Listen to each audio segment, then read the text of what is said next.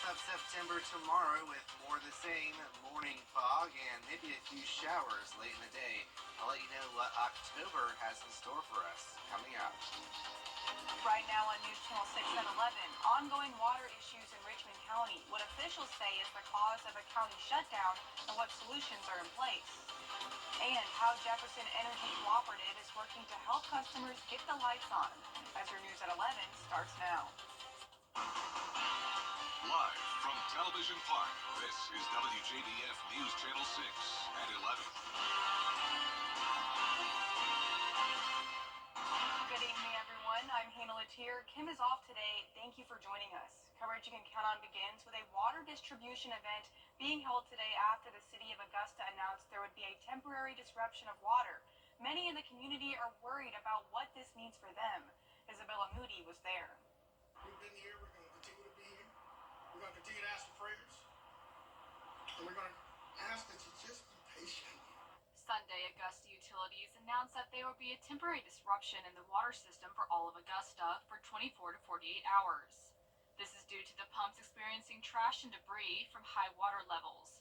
But local leaders say this is top priority for the county. Highest priority that we're working towards with the state resources in coordination with the team here is a restoration of the water. The city had a water distribution center Sunday at the Augusta Municipal Building to help those who are without water. Those that were able to come were thankful to have the opportunity to get water bottles before the water shut off.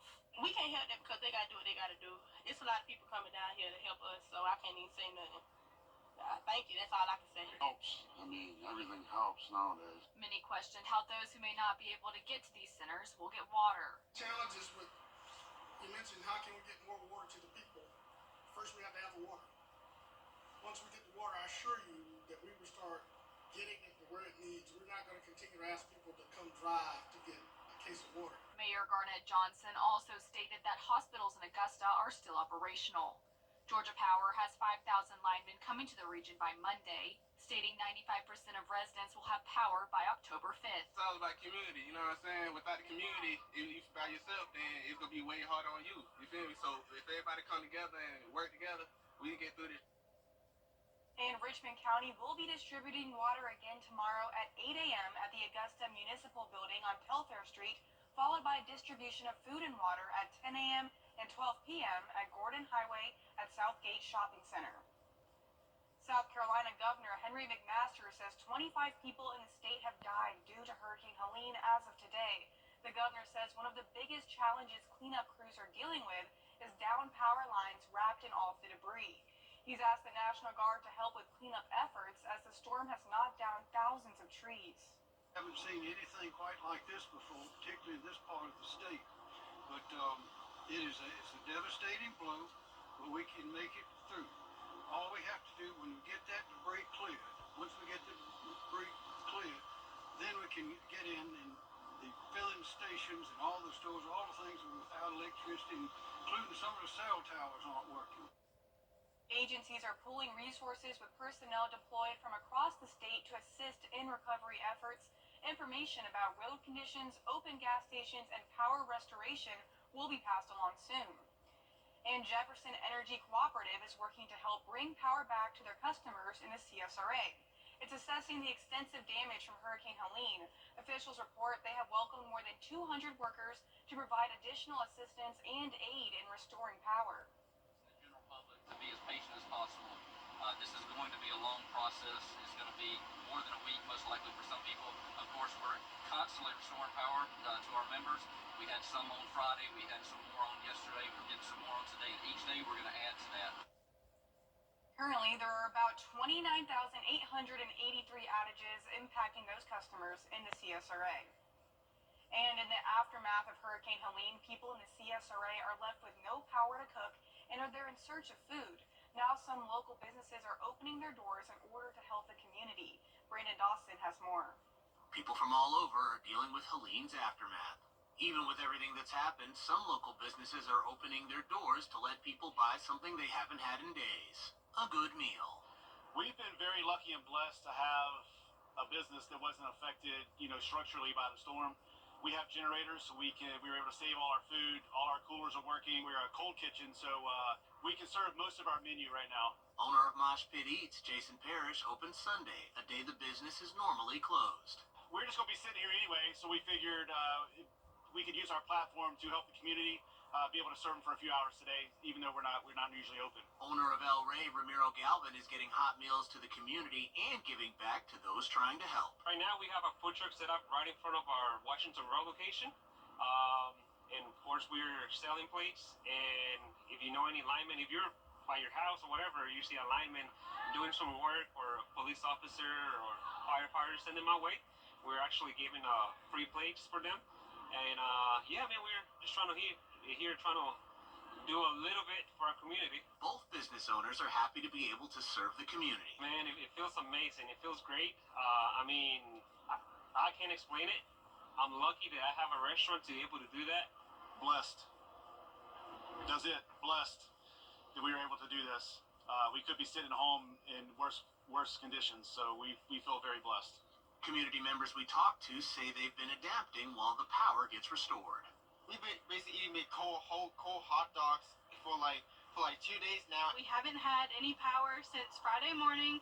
But the reaction to getting a good meal during these hard times was priceless. Hallelujah! That first bite was good. It felt like heaven, because I haven't had any hot meal since for like 2 days now. I'm so thankful that we walked up and they let us in to order food, because we are drastically unprepared. The owners encourage people to keep up with them and other businesses on social media to see if or when they're operating. While times are hard, they're positive that everyone can get through this together. Brandon Dawson, WJBF News Channel 6. And it's time now for a look at our weather with meteorologist Miller Hyatt. Miller, hopefully no more crazy weather on the way for us. Yeah, not anytime soon, Hannah. It's nice to dry on out, and no gusty winds are in the future as well. As we look at satellite and radar, we do have a few spots of sprinkles, but nothing heavy in nature. Now, we do still have some flood warnings, but the one that was for Richmond and Columbia and Aiken looks to be dropped, which is good news. There are still some to our south. We have a lot of water yet to come, as we have all that rain that fell in the mountains in the upstate that has to flow down stream to the coast. So we still have those rising rivers and streams and creeks. That's why we have those remaining flood alerts. So thankfully, when we look at our power outage map, we are starting to see trends going down with our numbers, which is good news. So we're now down to 84,000 in Richmond and 68,000 in Aiken, 66,000 in Columbia County, and we also have every other county shaded with some power outages as well. So thankfully, outside of our station here, we have some power along the roadways. It was dark the past few nights, but now we're starting to see the light here as we have power crews working hard outside. And our percentage of a county outage map has gone down to 83% in Richmond County. Earlier, it was above 90%. Temperatures right now in the mid-70s, dew points around at 70.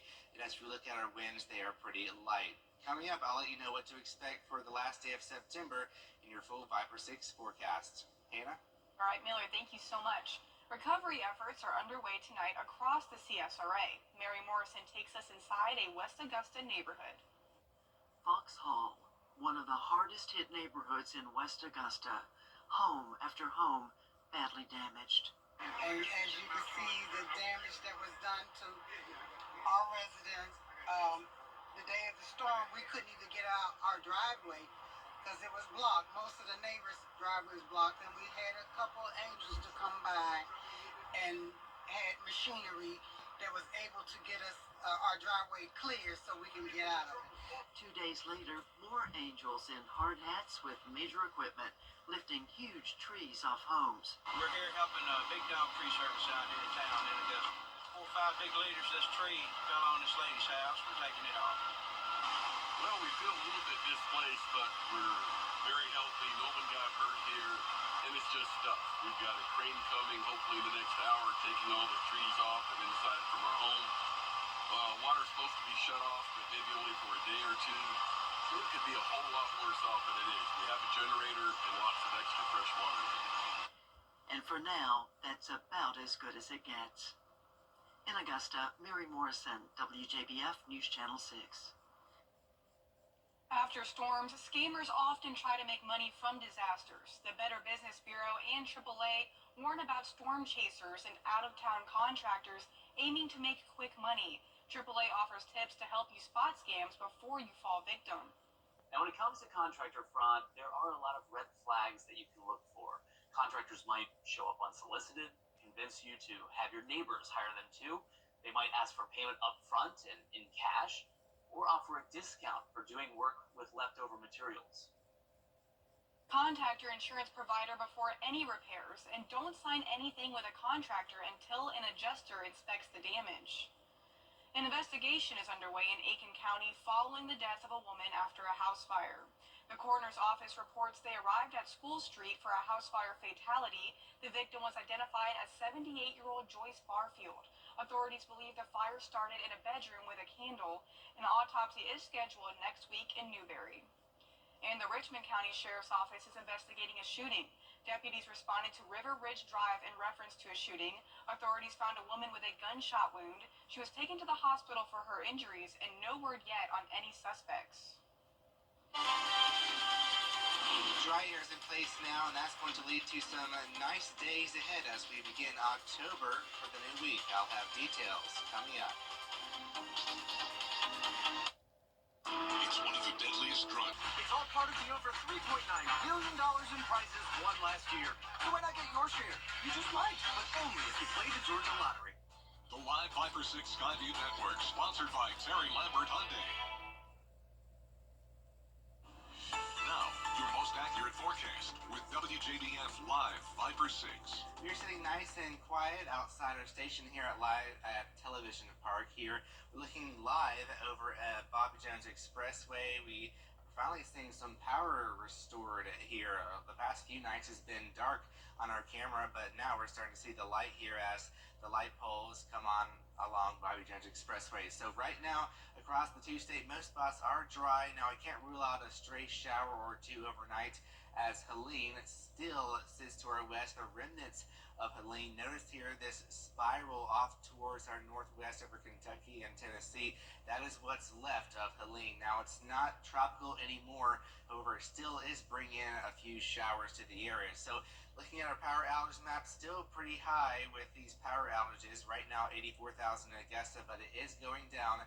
It was above 90,000 the past few days, so that is good news. It's down, so 200,000 in Greenville, but it was above 250,000, so that's good news as well. That is dropping right now. 32,000 without power in Columbia, 62,000 in Savannah. So looking at Futurecast, here's what's left of Helene, a remnant low pressure system. That'll be driving in a few showers tomorrow afternoon and evening, but like today, most spots will stay dry. And then going towards Monday night, we have a weak cold front pushing through. Maybe that'll trigger a stray shower, but most spots will stay dry. Tuesday, we are going to be mostly dry again with maybe a 10% chance of a shower as a cold front knocks on our doorstep. So for tomorrow, you'll notice we have a patchy fog chance in the morning, but then things dry out nicely. Maybe a few showers during the afternoon as that weak cold front comes on through. But it won't be anything noteworthy, no thunderstorms, no severe weather, and our winds won't be extreme. So that's good news. So rain chances very slim over the next 7 days here as we look at our rain chances. The driest days are going to be Wednesday and on Thursday. So looking at your temperatures tonight, we're going to be pretty mild. Temperatures in the mid to upper 60s. We can't rule out a stray shower as Helene continues to spin off towards Kentucky and Tennessee, but most spots will stay dry. We still do have that flood warning in effect for some of our rivers as we have the moisture still streaming in from the upstate in North Carolina. So tomorrow we have temperatures around the mid to upper 80s, which is right around our average high of 84 degrees. We can't rule out an isolated stray shower or two. It'll be mainly after 2 or 3 p.m. and most spots will stay dry because we still have Helene coupled with an upper level low that could bring in a stray shower during the afternoon. So looking at your 10-day forecast, you'll notice Wednesday looks fantastic. Plenty of sunshine. That'll be the nicest day out of the next 10, but still overall pretty dry as we look at the rest of the week, except for Friday. We could have a few showers as the system comes in, but most of us will stay dry, and it's only a 30% chance of rain. So it'll be pretty nice weather as we enter October, spooky season. It's already been a little bit spooky lately. Yeah, that's right. So Halloween's on the way. Yes, that's what we can look forward to. And thankfully, the power's been coming on slowly but surely. We're standing up and everything. We'll get closer to normal. We got this. Well, thank you, Miller. Coming up, some Florida residents returning home after evacuating. What Helene spared and resilience amid the destruction. Stay tuned. Metz Plumbing has been your personal message. The WJBF Live Viper 6 Skyview Network is sponsored by Terry Lambert Hyundai. Low prices, big selection, and committed to quality customer service. Welcome back. Residents in Horseshoe Beach, Florida are returning home to survey the destruction from Hurricane Helene. Lindsay Davis has the story. Helene, the strongest hurricane to make landfall in the Big Bend area on record, is now testing the strength of Horseshoe Beach residents in that region as they return to what remains of their homes and lives. Just had all new windows put in the house. James Ellenberg's family has called this house home for 4 generations. This rate is not for nothing. This is the third time in 13 months we've had the hurricane hit us. So, but I took my first step right here in this yard. With all that's been lost, Charlene Huggins' faith remains intact. This is my whole life.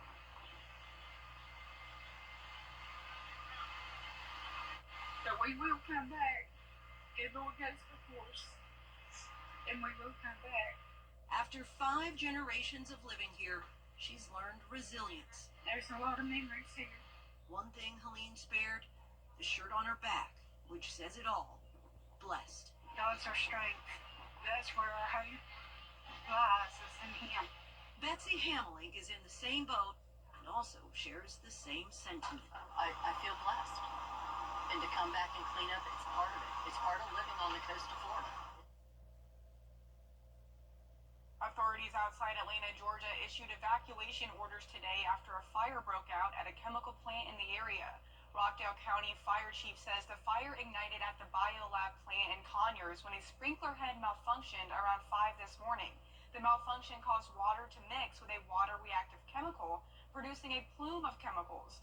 Authorities are trying to figure out what chemicals may have been contained in that plume. They are chemicals, and how they react, you don't know. And so when this plume starts out, it could become, very, very dangerous, toxic. So until we get those readings from EPA and EPD, we don't know exactly what the plume consists of. I-20 is shut down in both directions in the area. Authorities urge motorists to avoid that area and find another way. The Biden administration officials are urging the dock workers union and the shipping industry to return to the negotiating table ahead of a looming strike. If the union does a walkout at midnight Tuesday, the impact on the U.S. economy could be catastrophic. Rena Roy has the latest. 45,000 dock workers on the east and Gulf coasts are preparing to walk off the job, and it could be devastating for the U.S. economy. 14 ports from New England to Texas could shut down Tuesday at midnight. Up to 36 could be affected. Those crucial hubs responsible for nearly 35% of all U.S. imports and exports. When my men hit the streets, from Maine to Texas, every single port, a lockdown. The International Longshoremen's Association demanding higher hourly wages in their new contract and a ban on automated cranes, gates, and trucks.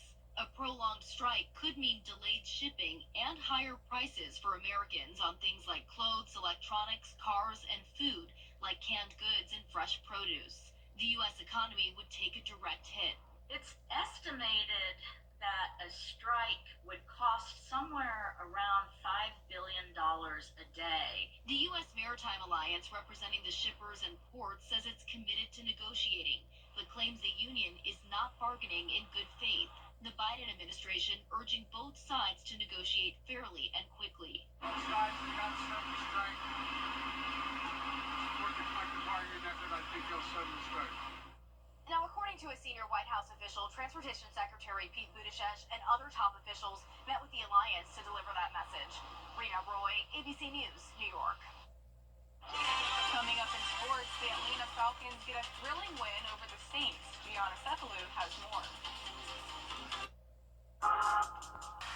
concrete coatings of the South, where quality meets excellence. You can't always choose the weather, but you can choose your weather app. Go with the most accurate and most trusted, the Live 536 mobile app. Download it today. Now, WJBF sports coverage you can count on.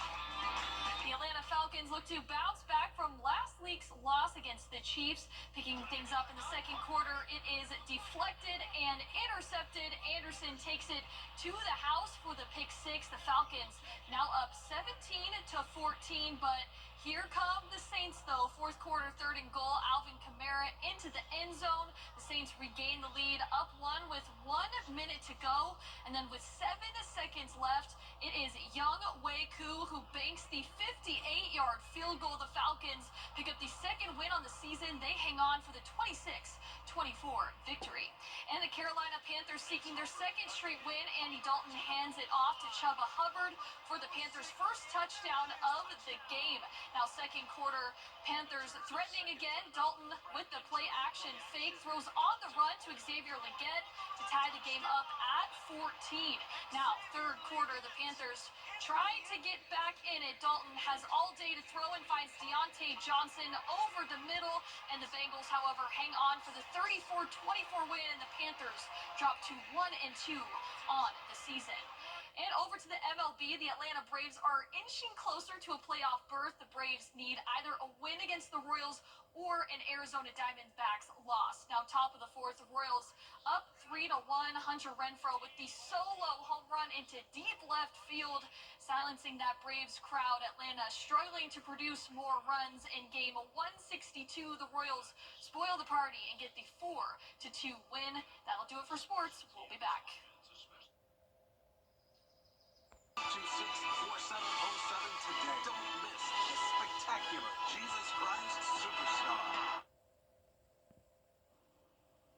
A man known as the French Spider-Man scaled a 615-foot tower in Paris on Saturday.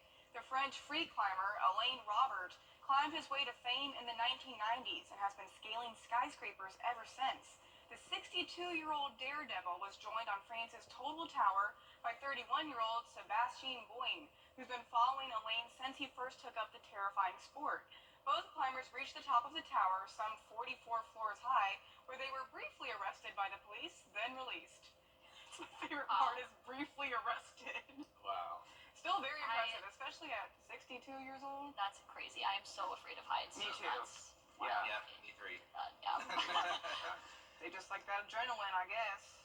Well, looking at the forecast here, temperatures will be climbing. Speaking of climbing here, 87 degrees tomorrow, pretty seasonable into September, and then we enter spooky season, October on Tuesday, with just a stray shower.